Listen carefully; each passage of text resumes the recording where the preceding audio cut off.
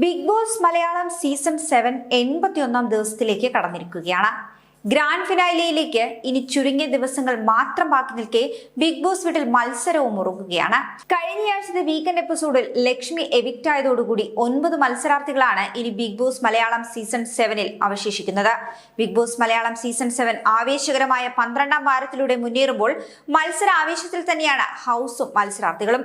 Top 5ലേക്ക് കൂട്ടത്തിൽ ഒരാൾക്ക് നേരിട്ട് പ്രവേശനത്തിന് വഴിയൊരുക്കുന്ന ടിക്കറ്റ് ടു ഫിനാലെ മത്സരങ്ങളാണ് ഈ ഒരാഴ്ചത്തെ ഹൈലൈറ്റ്. അതിനാൽ തന്നെ ഈ സീസണിൽ ഇതുവരേക്കും കണ്ടതിൽ ഏറ്റവും വലിയ മത്സര ആവേശത്തിലുമാണ് ഹൗസ്. ഈ ടാസ്കിൽ മുന്നേറാൻ ഓരോ മത്സരാർത്ഥികളും കിണഞ്ഞു പരിശ്രമിക്കുന്നതും കാണാം. ടാസ്ക് നടക്കുന്നതിനാൽ തന്നെ ഹൗസിലെ എല്ലാവരും ക്ഷീണിതർ തന്നെയാണ്. ഇതിനൊപ്പം 3 ക്യാപ്റ്റന്മാരും മറ്റ് ഹൗസ്മേറ്റ്സും തമ്മിലുള്ള പോരുകളും മറ്റൊരു വശത്ത് നടക്കുന്നുമുണ്ട്.